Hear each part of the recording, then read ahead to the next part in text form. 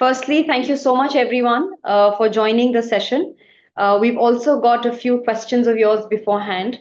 So we will go through some of the questions. I just want to sort of talk to you about the format a little bit first. I will do a very quick introduction for you to understand what AskWeb is all about.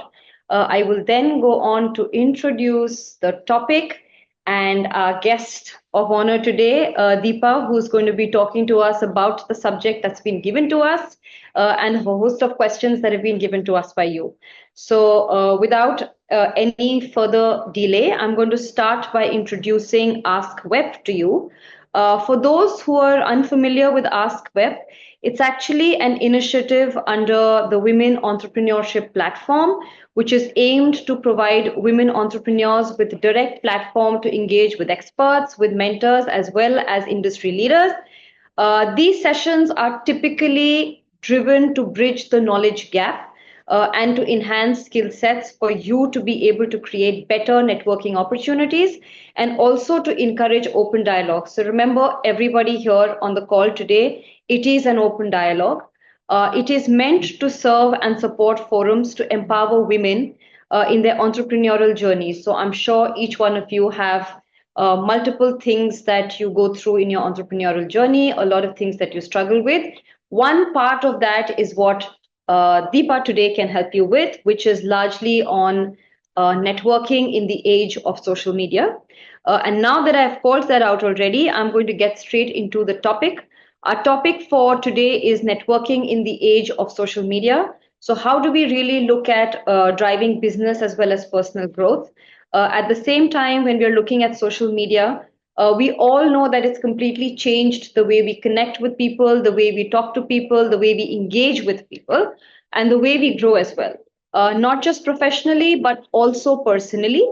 And I'm thrilled to be moderating this session alongside an absolute powerhouse, none other than Deepa Day. Thank you so much. So, very quickly, I'm going to introduce Deepa to all of you. Deepa brings more than 30 years of rich experience in integrated communications, advocacy, and sustainability. We've all known Deepa, we've all heard of Deepa, we've all learned from Deepa. But I think it's important for me to call out the fact that Deepa has worked across multiple industries, which include hospitality, retail, aviation, telecom, consumer, and the list just goes on. But the last stint that Deepa did was with actually one of the largest FMCG companies, which is HUL. I'm sure a lot of you know about that company as well. Deepa has also worked in leadership positions in many companies, including Airtel, GSK, and like I said, HUL. In the space of aviation, Deepa has also worked with SpiceJet, helping them on many fronts. Very quickly, little bit about me. I'm Neha Mehrotra, the Managing Director of Avian We. Been in this industry for over 22 years, 20 years alone with Avian We. I'm one of the founding members. We are an integrated communications consultancy firm with a staff strength of about 450 people, going across various sectors and industries.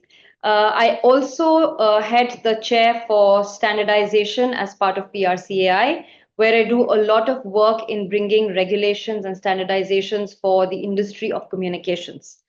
I'm really looking forward to this session, and I'm really also looking forward to seeing what we can explore together, especially when we're talking of socializing in the age of social media.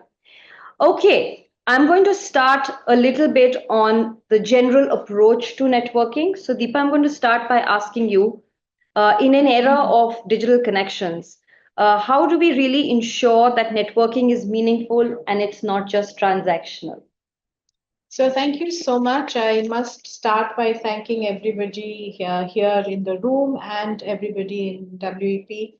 And thank you, Neha, for agreeing to be a part of this session.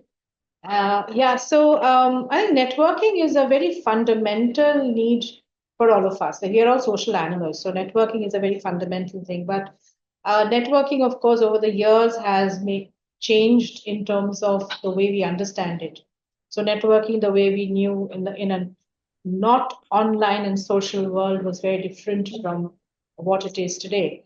So my belief is that, and I'll tell you a small story about it. So just day before yesterday in the evening, a friend of ours had dropped in from after finishing the Auto Expo, and we were just having a drink and chatting about old friends. And then we just suddenly realized that we are in touch with a very few. So the network of people we used to work with had actually shrunk. And in course of the conversation, he just said that uh, we were just talking about one particular friend, and he said, oh, he only calls when he needs something. So here we are talking about relationship that goes back almost 25 years, which has come down to a transactional phone call. So I don't think it's got anything to do with social media or the social avatars that we have. I think it's a fundamental belief that we have as individuals, like what is going to be transactional. So I will have some transactional conversations. So Neha, I called you and I said, Neha, would you like to join in this? That probably is transactional. But the fact that Neha and I also had the opportunity of engaging outside of this, and we have got a relationship, kind of takes it beyond that. So I think both are important in the world we live. So I'm not ruling out the importance of what social platforms bring to us, but I'm also conscious of the fact that that is not the be all and end all, because there is a lot more. I think that's like a gateway to something else. So, and I'll give you another story. Twitter, which is known as X currently. When we had all started joining Twitter many years ago, and it was still called Twitter, and we used to have these things called tweet ups. What were tweet ups? Tweet ups were basically getting to know people you actually engage with on Twitter in real world. Yeah. And I actually had friends over from that platform into my house without even meeting them. Right. And had a blast with them one evening. We do regular tweet ups with friends across various cities and call people together to meet in the real world. So, what Twitter did for me was open up one gateway to meet a set of interesting people who are now friends. So, I think there is a balance that you need to strike. And sometimes you have to move beyond transaction. You have to actually go into the real world and forge real relationships. So, absolutely. I think for the audience over here, the key really is how do you make sure that you strike a balance between what you're doing on social media platforms and also what you're doing in person. Also, moderation is extremely important. And at the same time, what I take away from what Deepa just said is experiment and experiment in the right way. Taking on from the example of Twitter, if Deepa had not experimented, probably there wouldn't have been an evening blast from that perspective. Interesting people. So absolutely. So again, key things really are how do you strike a balance? How do you look at moderation? And at the same time, how do you make sure that you're experimenting but in the right way for you to be able to get to the sweet spots that you want to get to? Deepa, I'm going to move a little bit and ask you a question on what do you really think are the do's and don'ts of networking for small business owners, especially on social media? So I think for small business owners, social media is really a boon because it has allowed people to engage and reach out to consumers who were otherwise untapped for them. Right. So the ability to develop a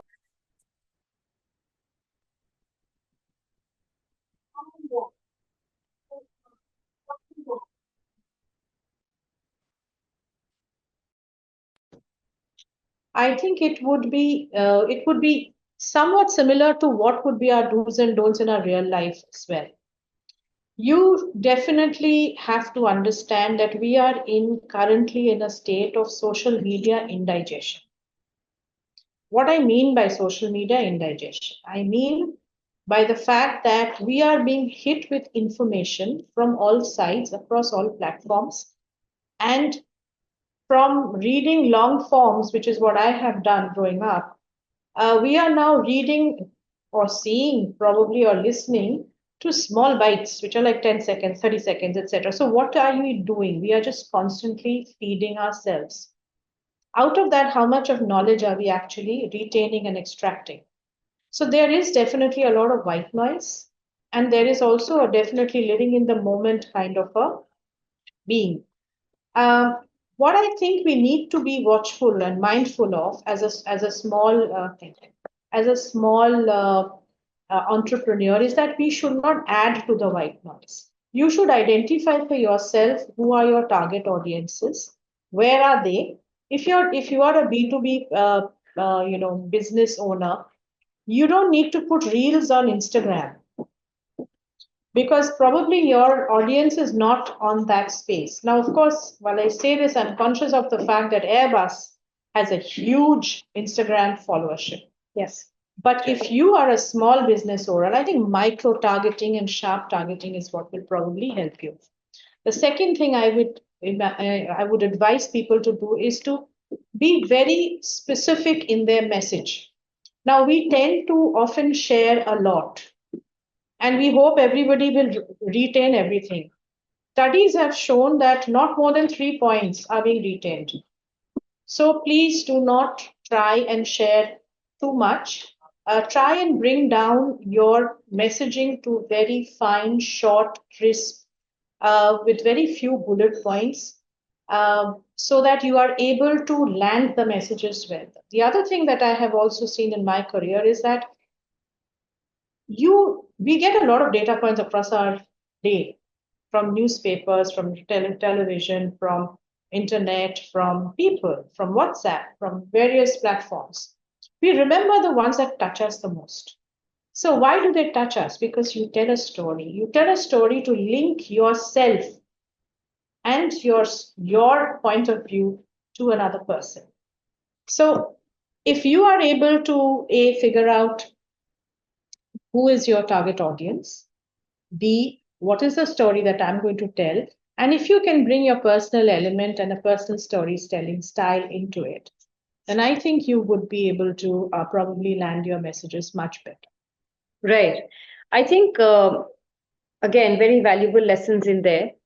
Extremely important to know the platform as well, right? You can't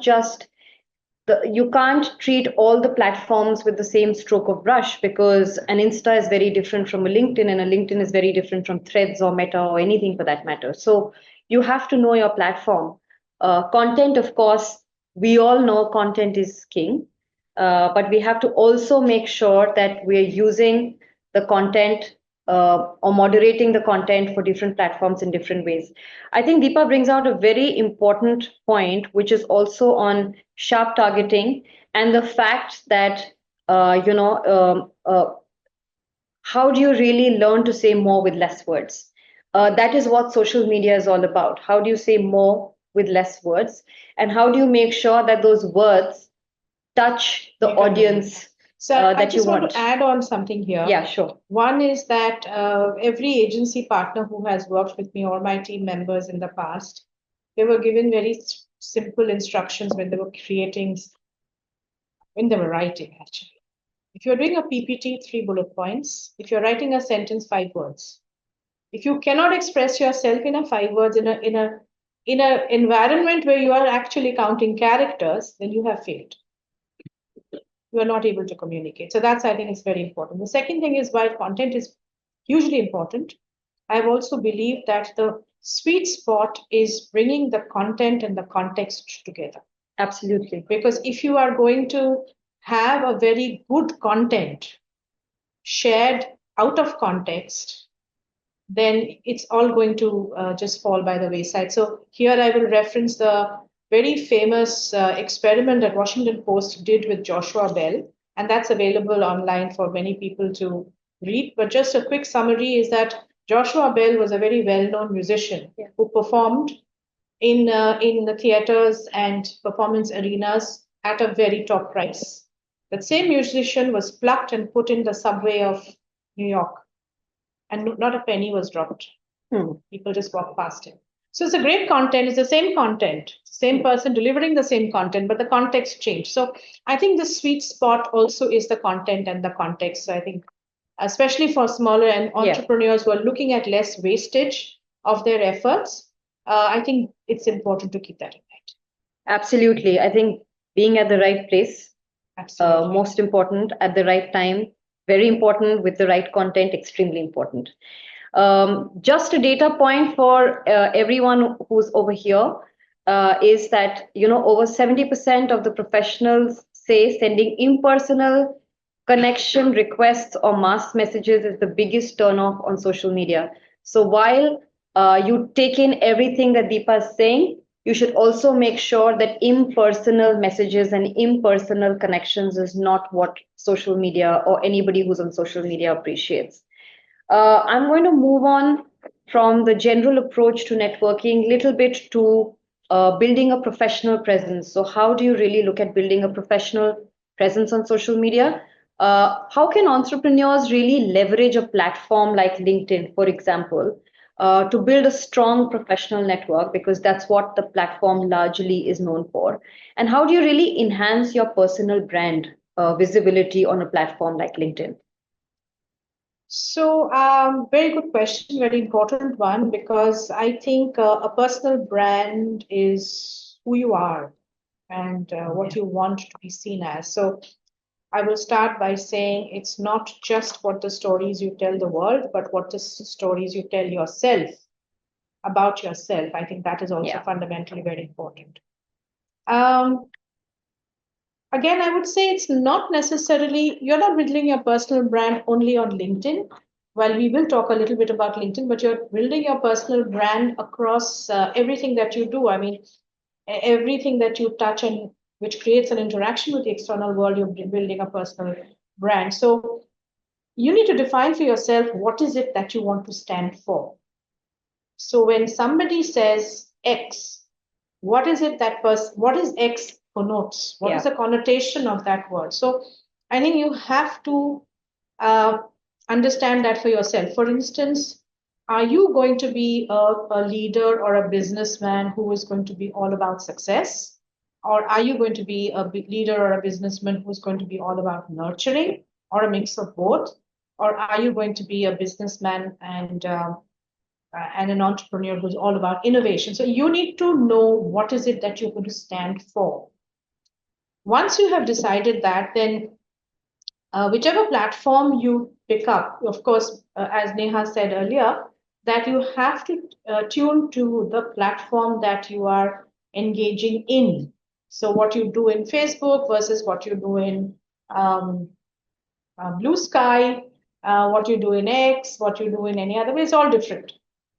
Now, coming to LinkedIn, I think LinkedIn has undergone a huge amount of change. What it started with, Neha, was it was like when we started engaging in LinkedIn, it was largely talking about us as professionals. But now Yeah. I see in LinkedIn, people are talking a lot more than that. And I would imagine that's probably started around COVID, Yes. when people started sharing a lot of their personal stories of either disappointments or losses or gains or understanding. And I think LinkedIn has therefore shaped up in a little different way.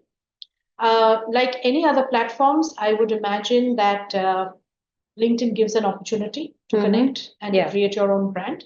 But again, you have to be cautious that you are not oversharing. Every platform has its own algorithm. Understand the algorithm. Right now, I think LinkedIn is promoting a lot of video content. So and it keeps changing. So there was a lot of written long term, long kind of content that was getting promoted on LinkedIn. But now I see a lot of video.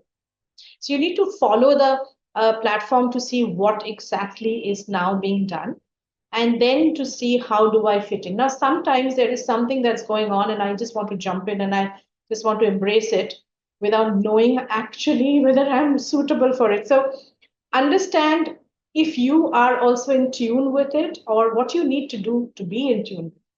So a lot of people who are very good probably in writing long form content are miserable when they come in when you put a mic in front of them, Yeah. because they're uncomfortable sharing their thoughts. Now, you need to be able to be comfortable with what you want to be seen as.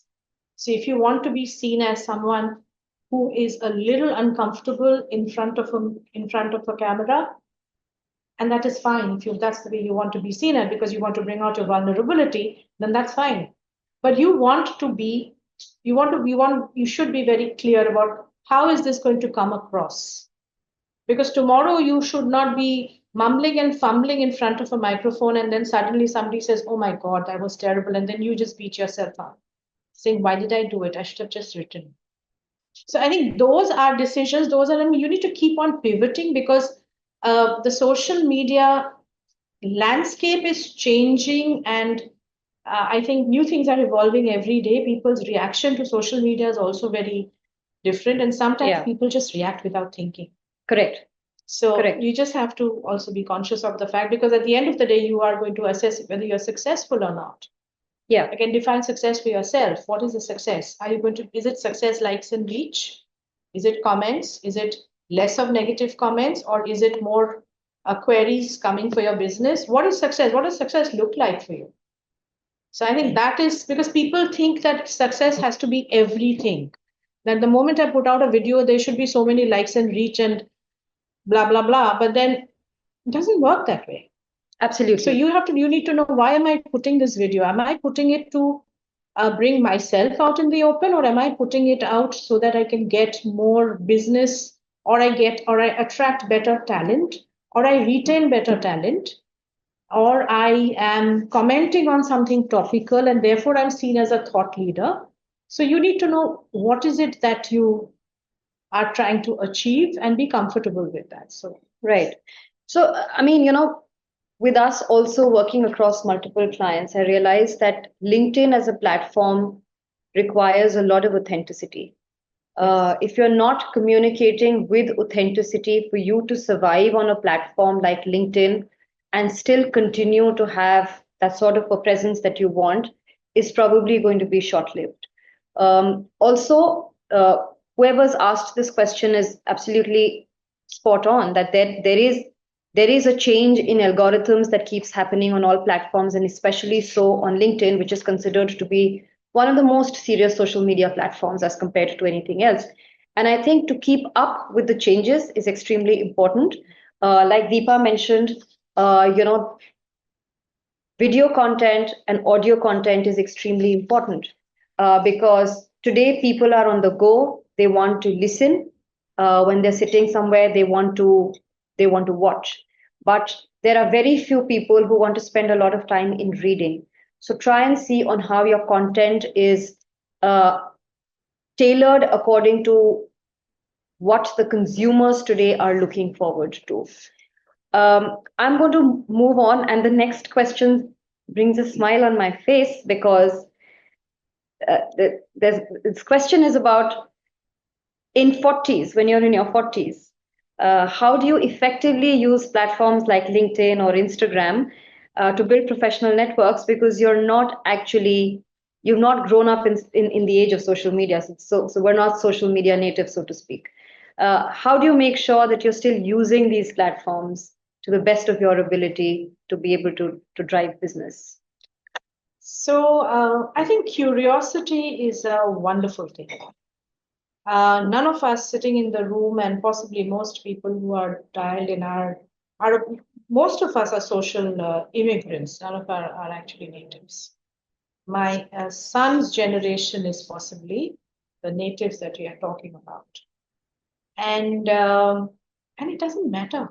It doesn't matter because I started my career typing on a normal typewriter, not even an electronic typewriter.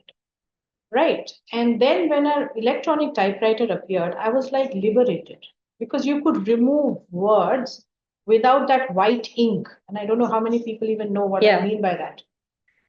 From there, when I moved to a computer, we usually had those dot matrix printer. And then you had those dial-up modems. We have adapted. We never questioned ourselves to say, oh, I am 30 years old and this has come, I don't know. The lines that you draw around yourself are up to you. Are you going to limit yourself and do literally the thing that Ram had drawn around, Lakshman had drawn around Sita? Or are you going to say, wow, this whole world is my oyster? It's up to you. Yeah. And so I never for a minute, but we all have adapted. Like we are all using smartphones. If somebody had told me when I started my career in 1994, possibly half the people in the room are not even born there, then, and I mean, I would say, what nonsense are you talking about? That you're going to have a device that's going to actually can hold it in your hand and make a call and use for video. But we have adapted. So I think curiosity and the ability to adapt is inherent. It is something that we need to constantly make ourselves aware of. Please do not draw your lines around yourself so easily. I think we are all brought up by society which likes to put us in boxes, because the moment you put someone in a box, you're able to understand that person better, help others understand you in a different way, but stop drawing those lines. So when I say that, I think whether it is LinkedIn, I think LinkedIn is old people's. It's an old people's platform. My son would just tell me that. He's 23. So there is a whole host of other stuff that's happening. I mean, my son's generation, they communicate not through any of these platforms. They're all gamers who Yeah. communicate through gaming platforms. Yeah. Okay. So theirs is a world that we haven't even entered. Hmm. So, but the thing is, that's your choice. Do you want to enter that world? Do you want to not enter that world? Do you want to stay where you are? You know what? Your life is your choice. You choose where you want to go. You choose how much of a leap you want to take. And you choose how less you want to do it. And everything is fine, because it's just about you. It's not about anybody else. And frankly, everybody says that, oh, I didn't get a like, I didn't get a share, I didn't get, and so they basically we are assessing ourselves basis what others are telling us or doing to us. None of that matters. Bots are doing it. So in today's world, your likes and your shares are all bots. AI is going to change this in the next few years. So what are we worried about what others feel? What do you feel? Because at the end of the day, you have to be in control of your journey, your success, and your deliverables. So that's how I look at it. Yeah, and I think it's important for you to also know that there are women, there are people above the age of 40, especially a few women who've made a career on social media by either being an influencer or being a Twitterati or whatever, but they have made a career out of it. So I think it's all about pushing the boundaries, going beyond what you think you can do.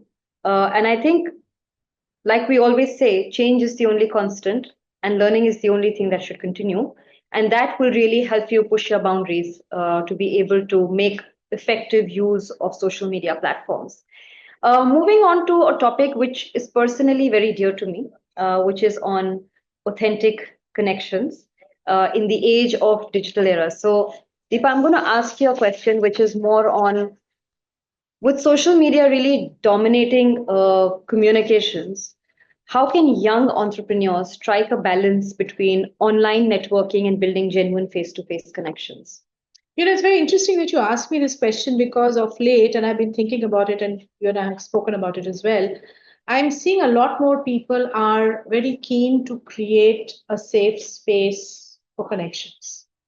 When I say safe space for connections, what I mean is connecting uh, in a way that they can be themselves in their authentic selves, and they can share and learn in that space. So I am seeing over the last 2, 3 years a lot of platforms that have come up, and I happen to be an advisor to one of them for Ladies Who Lead, which brings together women of the same kind of background in a place that you can find another woman and interact.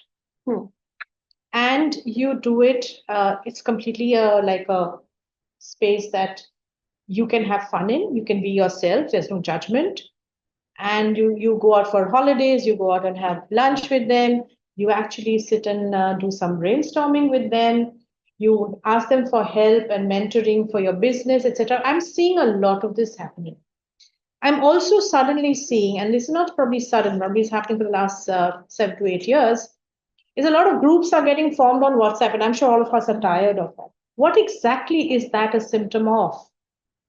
that I need to be a part of something similar to me, something comfortable for me.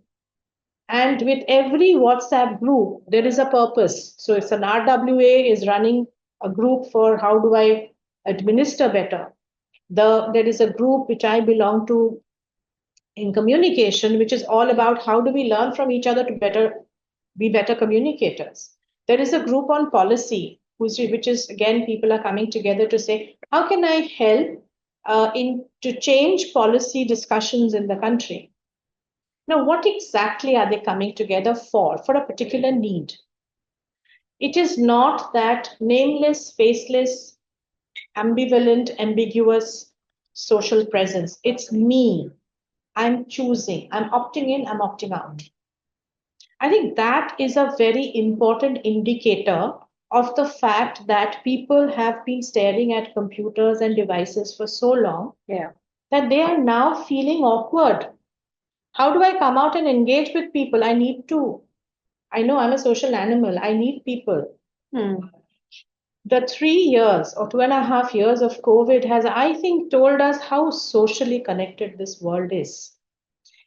There was one platform, a voice driven platform, which kind of was very popular during COVID, which has died down completely. Clubhouse. Huh. All of us were on Clubhouse. I have been on Clubhouse talking to people across the world and sharing how I am, what I'm feeling about this COVID, what it is doing to me and my mental health and my family, etc. Clubhouse is dead today. That whole purpose is gone because you felt so lonely. Yeah. That you needed to connect. So the needing to connect will not go away. What social media is enabling us to do is probably expanding our needing to connect requirement to include a much larger group of people. Now it is up to us to say how do we want to connect. Are we going to connect on a regular basis? Are we going to do like a hybrid form of virtual and online, or are we going to just do online? Like I have, and I've learned this from my husband, that one person every week I have to meet who I haven't never met before. And whether I have met that person socially, or I met that person at an event, or I've met that person at work, I meet that person.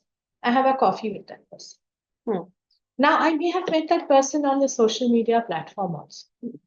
And that doesn't take away from the fact that it's very important to do that hybrid meeting.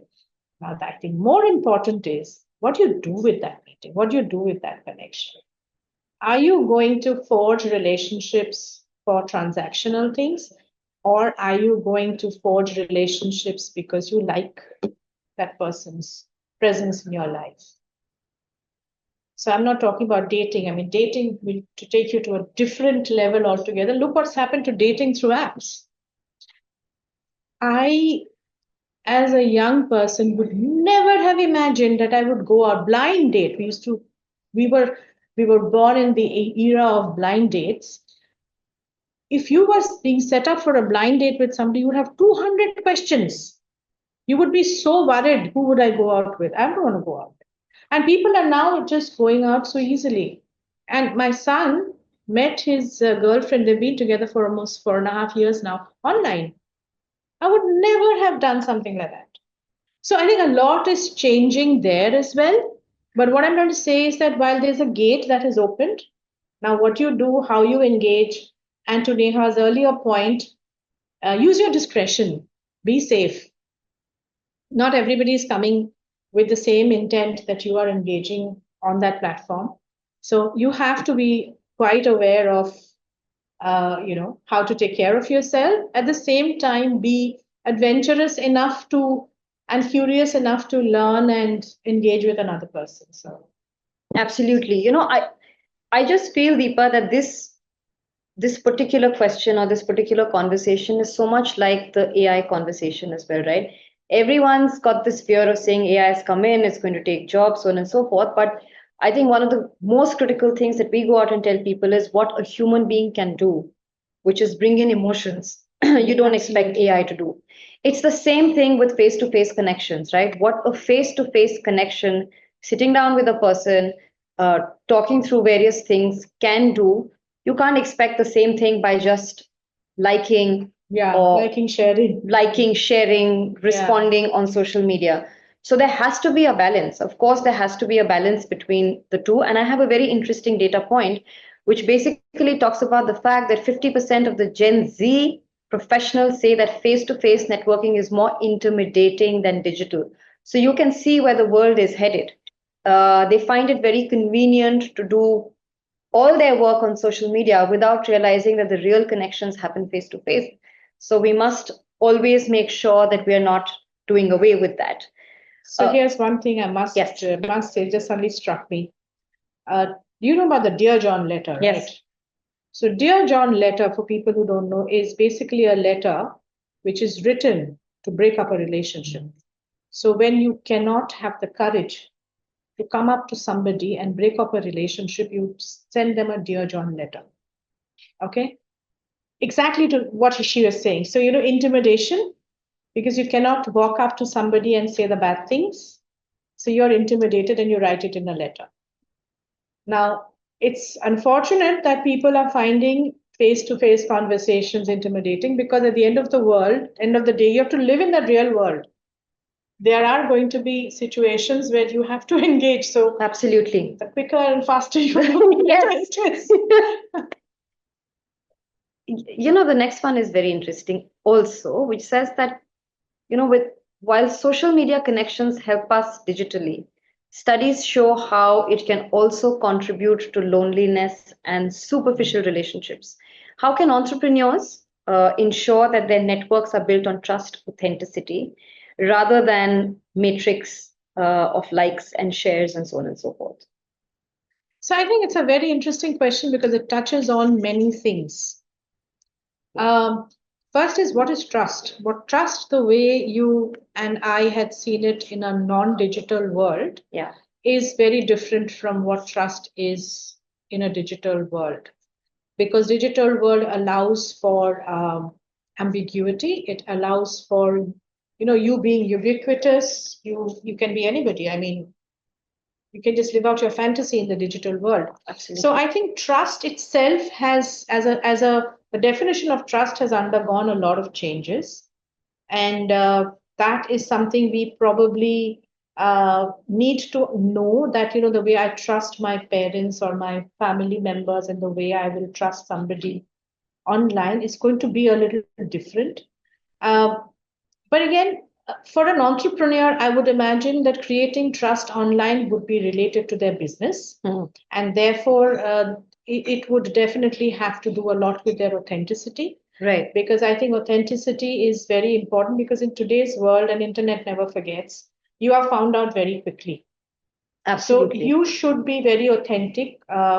You should be as transparent as you are able to, as much as your regulation allows you to. And it is just it's just that something that you need to be conscious of at every stage, even if the thing is a little bit of a fracture online. You should also be conscious of the fact that I need to address that fracture with authenticity. So whether it's in a good days or a bad day. So I think being authentic is very important. Being to the point is very important. Yeah. And of course, the overarching thing that we keep telling, that you should just be you should be aware of who you are talking to. So, and what is my purpose of that conversation?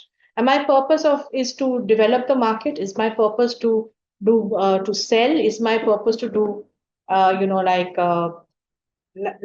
to just like a kind of an overarching conversation about the industry? Am I just engaging because there is something else happening and I want to put my views? So you need to know about that. So I think it's a combination of all of that. But yeah, creating trust will come definitely from authenticity and less of oversharing, because I think all of us are in various groups that we have, where we are part of, and people tend to overshare.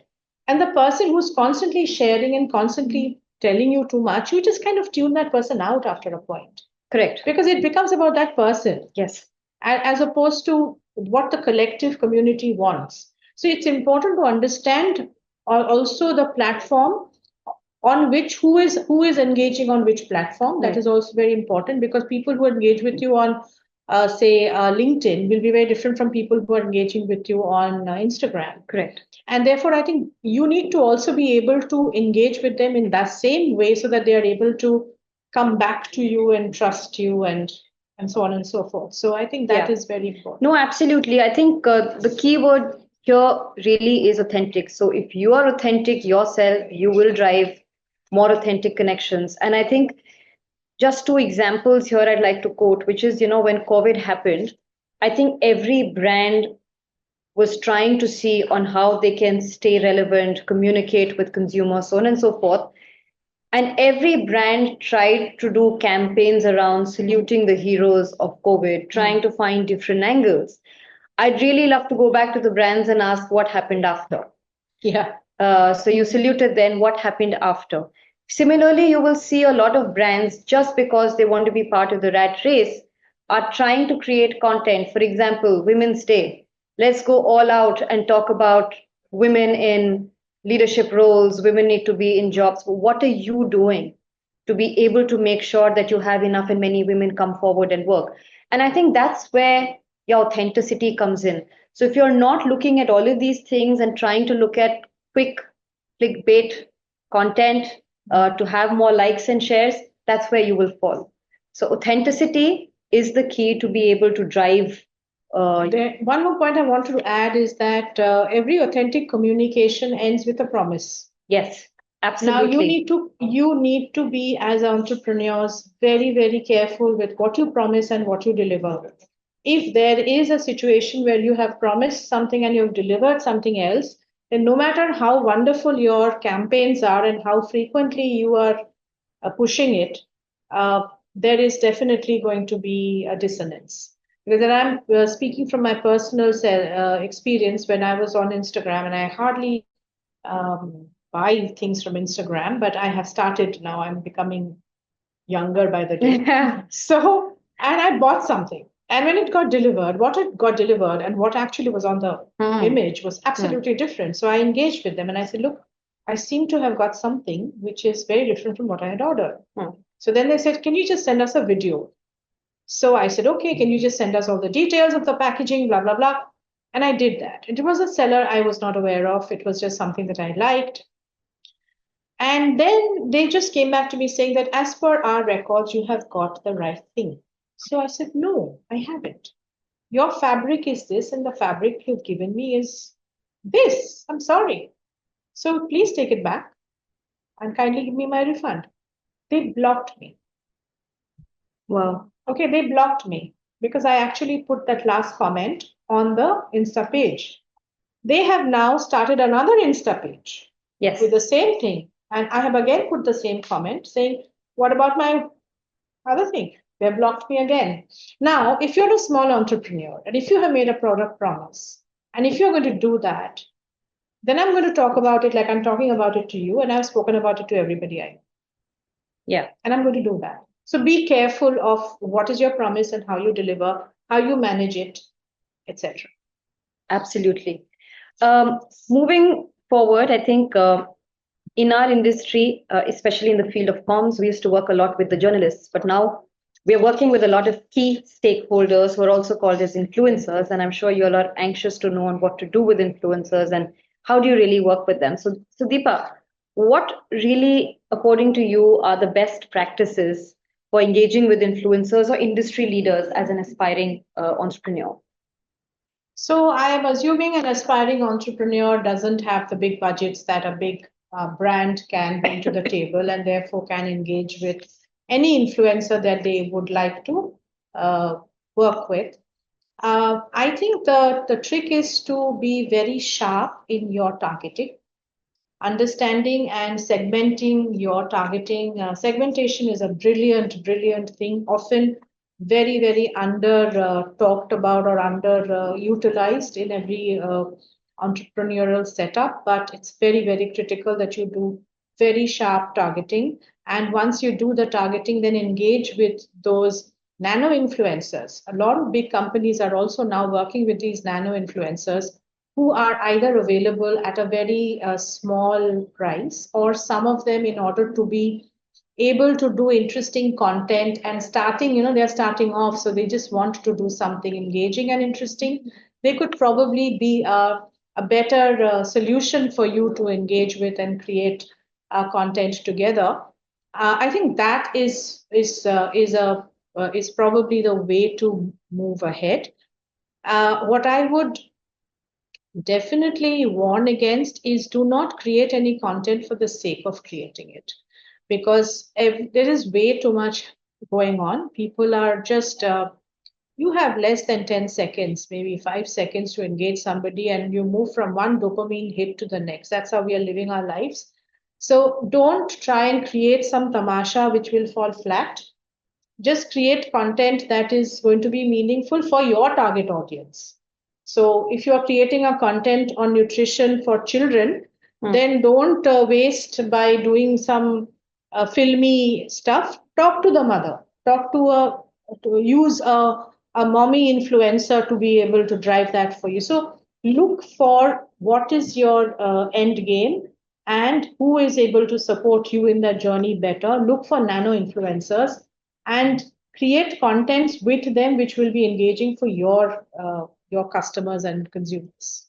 No, absolutely. I think, for all of you on this platform today, you must know that as far as influencers are concerned, there are enough and many options that are available to you. Unfortunately, I think the way the world of influencers is being called out, people, yeah, it's creators, people who are really expensive, very high budgets, so on and so forth. But you have to also understand that there are enough and many influencers, like Deepa mentioned, called as nano influencers, who are trying to make it big in life. So, what brands are doing today is picking on the nano influencers who have good content. Again, social media thrives on content. And if you have the right content, you will have brands which are willing to partner with you. So go after the nano influencers, go after people who are bringing out the right content, go after people who you think tie in very well with your own value system of the way they are communicating, and work with those influencers. I quote one of the data points, which will also give you some solace to want to go after nano influencers and micro influencers, which is micro influencers with 10,000 to 50,000 followers often achieve 60% higher engagement rate rather than macro influencers which possibly makes the macro more approachable and the nanos more approachable as opposed to the larger ones. So pick your influencers carefully, is what we would say. Moving on a little bit, which is on finding the right connection. So how do we really find the right connections on social media, right? How do small businesses owners effectively identify and connect with potential collaborators? Because we find so many of collaborations that are available to you on social media. So how do you narrow down and figure out which is the right collaboration for your particular brand? So again, I would just go back to the same thing, saying, go to your purpose, go to the purpose of your business, go to the purpose of your brand, and match that with your target audience in a very sharp and a focused manner. And there are agencies who manage influencers, but they would be mid to large influencers. I think some of the smaller ones are managing themselves, and they are easier to work with and easier to deal with. Google is a very powerful tool. You will find a lot of them easily through a Google search, and engage with them, study what kind of work they do, look into the comments, see if there are any controversies around them. You do not want to engage with somebody who has been in the eye of the storm. So do a little bit of a background check on your own. And yes, just see how they tell the story. I mean, are they telling the story authentically enough for you to be able to connect with them and work with them? Because I think that's also a chemistry that you need Absolutely. to work with. Absolutely. So chemistry match is extremely important. I am now looking at the time. Yeah. And maybe we can open it up to. I think there are some questions. Yeah, we have a few questions, I think. So let's just see the chat and figure out the questions we've got there. Will you be able to read from there? I highly doubt it. Yeah, he has to expand the, yeah. Yeah. Okay. Sure, Bollywood people can People connect. connect. How do you ensure that the connections you make on social media are meaningful and contribute to your personal and professional development? Okay, so just in real life, you meet a lot of people. Now, everybody doesn't become a close friend. I know that days of best friend is over. My son keeps telling me we don't have best friends anymore, Mama.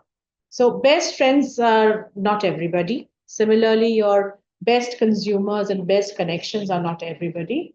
You have to again figure out how much your chemistry matches with that person's chemistry, and therefore you can use that relationship to see how to take it forward in a professional platform.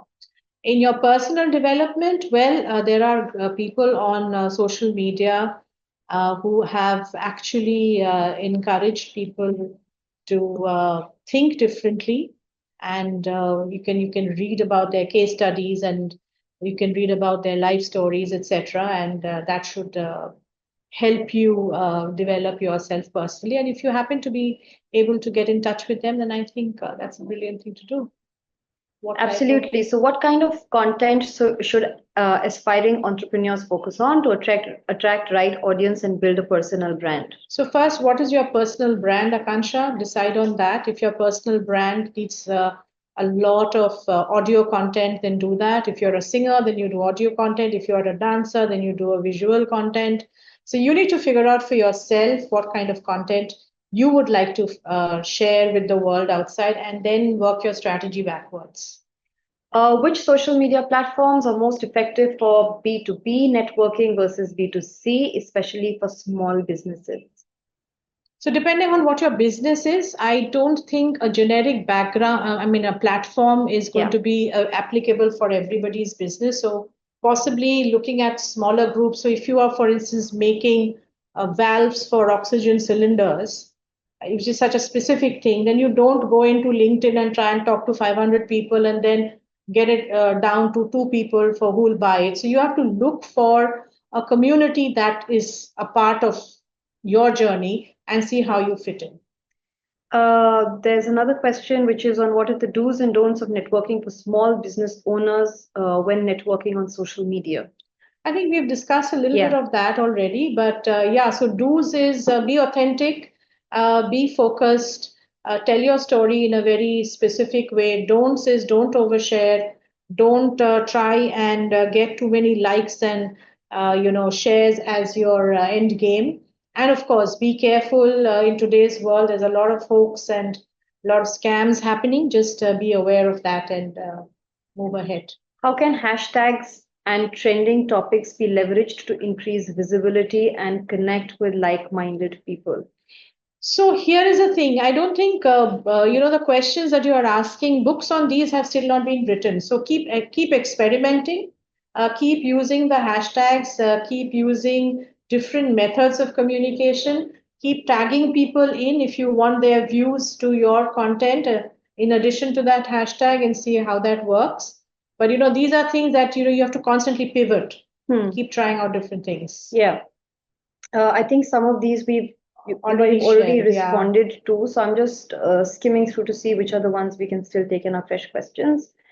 Strike balance between professional and personal content to attract the right connections. How do you Strike a balance between professional and personal content? So here's the thing: a lot of people who have their personal, pages on Instagram or profiles on Instagram are sometimes a little hesitant to share business content on that. Now, again, that is, I personally feel it's a personal choice. So if you are comfortable inviting your business partners into your living room and let them see what your house and your living standards are, then it's fine. Then please use one for both. But if you are more comfortable meeting your business partners in a coffee shop outside your house because you want to keep yourself private, then that's also fine. So then start another account and see how much you can move, because there is no one line answer for that, depending on what exactly you are comfortable with. Yeah, also at the same time, you should be very clear of the fact that if you are doing a lot of work on any one of the social media platforms, which is personal, please make sure your profile calls out the fact that anything that you're putting out over here is from a personal capacity and not from a professional capacity. Also, there are some regulations that some businesses have on what you can and cannot put out on social media. If you're if you're working with, say, for instance, the bigger companies which are listed entities, etc., then you are also sometimes governed by certain do's and don'ts of those entities. So you need to therefore understand your ecosystem better so that you are not in violation of anything. There's one which is interesting on WhatsApp, I see, which is I'm part of a WhatsApp group relevant to my business. Is it polite to send each person a message? Can you talk about the etiquettes? So, if the WhatsApp group is largely related to business, then I think people who are a part of the group are expecting it to be used for that business purpose. Now, if it is about sending a person a particular message, then you need to understand why, who's the person? Do you know the person well enough for you to send a message to? Because a person may get, offended about it. But if I were a recipient of a "Hi, how are you, dear" message on by from a business account, I would just block it. Okay, but then that's me. She might not. Okay, I think it's better to test the waters. Maybe you can put a message in the group and say, "Is it okay if I send a personal message to anybody in the group?" and see how the group reacts. You'll get a pulse of the group. So I think that's the way. Yeah, absolutely. And I think the other lens that you can use is what is the kind of relevance your business has in everyone's day-to-day life. And therefore, the level of receptivity in wanting to receive a personal message will depend on your business type as well. So keep some of these things in mind before you reach out. And also, some groups have a rule saying that no personal messages. Absolutely. So you there are some there are some groups who also have, yes, that you cannot actually add to the directly message anybody in the group, etc. There are some, so just check with your admin also on what is. Very interesting. How do you break the ice when you finally meet someone you wished to connect with for your business at a social event? Okay. I would just walk up to that person and say, "Hello, remember you and I exchanged messages on this platform. I'm so and so. Nice to meet you." And then let's see if that person is awkward, then they will just stammer and stutter. And then you just say, "Okay, why don't we just have a drink or maybe a coffee at some time, exchange your details, etc., and just pick it up." So here is the awkwardness. Here I see the awkwardness. Correct. Yeah. Correct. I mean, which was what we talked about, because when you are sitting in front of a computer, there's a strange anonymity that it brings and allows you to be, a different person. But I think, Lisa, you should meet the real you. You should go out and break more ice and connect with people. I think that's where the real you will also come out. Absolutely. And try and see, I mean, to Deepa's point, which Deepa made earlier, which is to what extent do you use social media to be able to drive connections? And here's the thing, that if you've messaged somebody, try and make it comfortable for you to get to the meeting if you find it difficult to break ice. So on the social media platform itself, try and see if you can arrive at a position which is comfortable for you to then go and meet the person from a business perspective or whatever. So use social media in the right way. So I also feel that when you are doing something for the first time, there is always a sense of awkwardness. There's always a sense of, am I going to fail? I think social media behavior has also kind of developed a muscle in us saying that, it's okay to try. So try and bring that into your real life. The last question that I see here, which is how has social media networking influenced career development? And do you believe it has made it easier or more challenging to advance in one's career? I think what is more important to advance in one's career is to do a damn good job. Whether you do it on social media or outside of it. Because if you are good at what you are doing, there will be other social media content on you. You don't have to do much.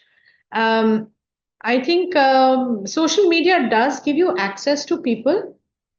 So networking, I believe, as a part of my business growth, networking has been an immensely important thing. But networking has been networking amongst my peers within the organization, with the employees above me, below me, sideways, networking with the agency team. So for me, networking in itself has a huge importance, role to play in business development as well as my own personal development. Uh, then. But whether it is easier or more challenging, it is easier because it allows you access to more people. Like I would never be so okay. So uh, recently, there is a one particular research agency known globally, and I shall not name it, has shut its operations. While I was reading the story, I just sent a LinkedIn request to the founder. Within 5 minutes, he accepted it. In a non social media world, it would not have been possible. And I was just trying it out. It is not that I'm passionate about that particular thing or anything like that. I was just trying it out as a social experiment. Right. So I think that these things are something that is easy. Like CEOs, I would be able to reach out to CEO, and sometimes they just accept it, and then you are networked with them, so as to speak. Absolutely. I think we're leaving this session on a very good note that Deepa has just mentioned, which is use it in the right way. Make sure that you are making the right connections on social media platforms.